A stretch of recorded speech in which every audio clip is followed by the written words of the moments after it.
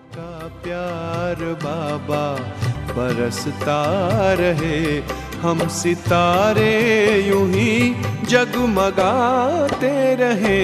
सामने आप हो, साथ में आप हो, सामने आप हो, साथ में आप हो। आपसे हम मिलन यूं मनाते रहे, आपका प्यार बाबा बरसता रहे। ओम शांति। संपूर्ण समर्पण की निशानियाँ क्या होती हैं? ये बात बाबा ने 3 अक्टूबर 69 की मुरली में बताई। बाबा बोले, आज बाप दादा अपने पूर्ण परवानों को देख रहे हैं, क्योंकि कहाँ तक परवाने बने हैं वो देखने आए हैं। वैसे तो परवाने क्षमा के पास जाते हैं, लेकिन यहाँ तो क्षमा भी परवानों से मिलती है। आपको मालूम है, जो संपूर्ण परवाने होते हैं उनके लक्षण क्या है और उसकी परख क्या है? तो बच्चों ने बाबा को सुनाया। बाबा बोले, आप सबने सुनाया वो यथार्थ है। मुख्य सार तो यही निकला कि जो परवाने होंगे वो एक तो क्षमा के स्नेही होंगे, समीप होंगे और सर्व संबंध उस एक के साथ ही होंगे। तो सर्व संबंध, स्नेही, समीप और साहस, जो संपूर्ण परवाने होते हैं उनमें यह चारों ही बातें देखने में आती है। तो आप सबको यह भट्टी में किस लिए बुलाया है? जो ये 4 बातें सुनाई है वो चारों ही बातें अपने संपूर्ण स्टेज में धारण करनी है। 1% भी कम ना होना चाहिए। कई बच्चे कहते हैं हम है तो सेम, लेकिन इतने %। तो जिनमें % की कमी हो गई तो उनको संपूर्ण परवाना नहीं कहेंगे। वो परवाना दूसरी क्वालिटी का कहा जाएगा, जो कि चक्र ही काटने वाले होते हैं। एक होते हैं शीघ्र एक ही बार क्षमा पर फिदा होने वाले, और दूसरे होते हैं सोच समझकर कदम उठाने वाले। तो जो सोच समझकर कदम उठाते रहेंगे उनको कहेंगे फेरी पहनने वाले, और चक्कर काटने वाले तो दूसरी क्वालिटी वाले परवाने कई प्रकार के संकल्पों, विघ्नों और कर्मों में ही चक्कर काटते रहते हैं। तो आज पांडव सेना को भट्टी में बुलाया है। कहीं पर भी कोई फैक्ट्री होती है तो वो जो बढ़िया फैक्ट्री होती है उसकी छाप लगती है। अगर उस फैक्ट्री की छाप नहीं होती है तो वो चीज इतनी नहीं चलती। इस रीति आप भी जो भट्टी में आए हुए हो तो यहाँ भी छाप लगाने के लिए ही आए हो। ट्रेडमार्क होता है ना? आप फिर कौन सी छाप लगा रहे हो? कौन सी छाप लगाने के लिए आए हो? संपूर्ण सरेंडर या संपूर्ण समर्पण का छाप अगर नहीं लगा तो मालूम है कि क्या होगा? जैसे छापा न लगी चीज की वैल्यू कम हो जाती है, उसी रीति से आप आत्माओं की भी स्वर्ग में वैल्यू कम हो जाएगी।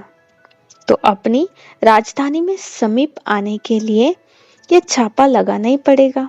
माताओं को तो नष्ट मोह का मंत्र मिला और पांडव सेना को संपूर्ण समर्पण का।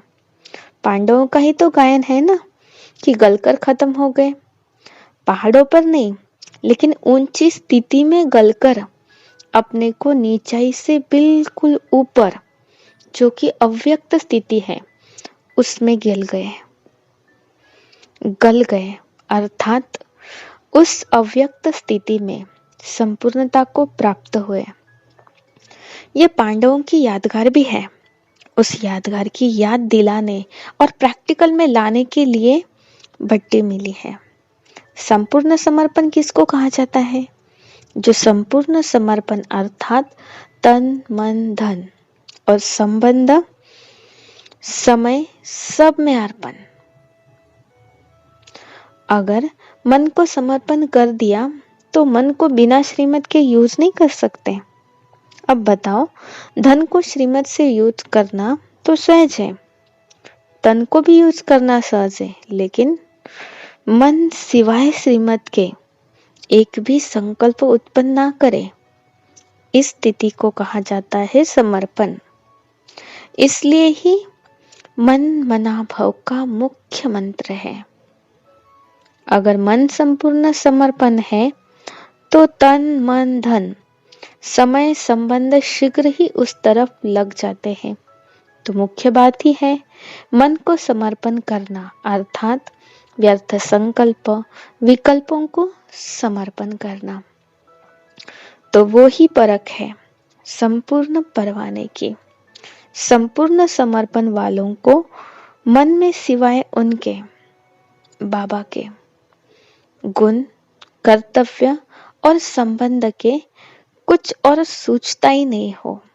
अब बताओ कि ऐसी छापा लगाया हुआ है। जैसे आजकल के जमाने में आप लोग सब दफ्तरों में काम करते हो, तो कभी कभी दफ्तर की जो चीजें होती है वो अपने काम में लगा देते हो। इसी रीति जो आपने समर्पण कर दिया तो वह आपकी चीज नहीं रही, जिसको दिया जाता है उनकी हो गई। तो फिर उनकी चीज को आप अपने कार्य में यूज नहीं कर सकते हो। लेकिन संस्कार होने के कारण कभी कभी श्रीमत के साथ मनमत, देह अभिमान पने की मत, क्षुद्र पने की मत कई यूज कर लेते हो। इसलिए ही कर्मातीत अवस्था व अव्यक्त स्थिति सदा एक रस नहीं रहती है, क्योंकि मन भिन्न भिन्न रस में है, तो स्थिति में भिन्न भिन्न है। एक ही रस में रहे तो एक ही स्थिति रहे। बाप दादा बच्चों को हल्का बनाते हैं और बच्चे जानबूझकर अपने पर बोझ लेते हैं, क्योंकि 63 जन्मों से विकर्मों का बोझा, लोक मर्यादाओं का बोझा उठाने के आदी बन गए हैं। इसलिए बोझ उतारकर फिर भी रख लेते हैं। जिनकी जो आदत होती है वो आदत से मजबूर हो जाते हैं ना, इसलिए अपनी आदतें होने के कारण अपनी जिम्मेवारी फिर अपने पर ही रख देते हैं।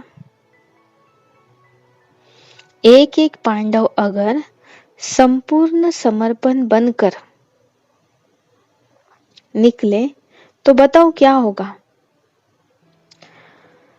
जब पांडव तैयार हो जाएंगे तो कौरव और यादव मैदान में आ जाएंगे, और फिर क्या होगा, आपका राज्य आपको प्राप्त हो जाएगा। जब तक ये वायदा नहीं किया कि जो सोचेंगे, बोलेंगे, जो सुनेंगे, जो करेंगे सो श्रीमत के बिना कुछ नहीं करेंगे, तब तक इस भट्टी से लाभ नहीं ले सकते हैं। ऐसा ही उमंग उत्साह लेकर आए हो ना, कुछ बनकर ही निकलेंगे, बदल कर ही निकलेंगे, ये सोचकर आए हो ना। घबराहट तो नहीं होती है। जितना जितना गहराई में जाएंगे उतना ही घबराहट गायब हो जाएगी। जब तक किसी भी बात की गहराई में नहीं जाते हैं तो घबराहट आती है। जैसे सागर के ऊपर ऊपर की लहरों में घबराहट होती है, लेकिन सागर के तले में गहराई में क्या होता है, बिल्कुल शांत। शांत के साथ प्राप्ति भी होती है। इसलिए जो भी कोई घबराहट की बात आए तो गहराई में चले जाना, तो घबराहट गायब हो जाएगी। अब लक्ष्य और लक्षण कौन से धारण करने हैं, इसमें भी नंबर 1 होंगे। उनका क्या करेंगे, भविष्य में तो राजधानी लेंगे ही, लेकिन यहाँ भी सौगात मिलेगी। इसलिए हर एक यही प्रयत्न करे कि हम तो नंबर 1 में आएंगे। 2 नंबर वाले को नहीं मिलेगा। जो विन करेंगे वो 1 नंबर पाएंगे। विन करने की कोशिश करो तो 1 जाएंगे। अच्छा, आपको बिंदी लगानी है, वह बिंदी रूपी हो।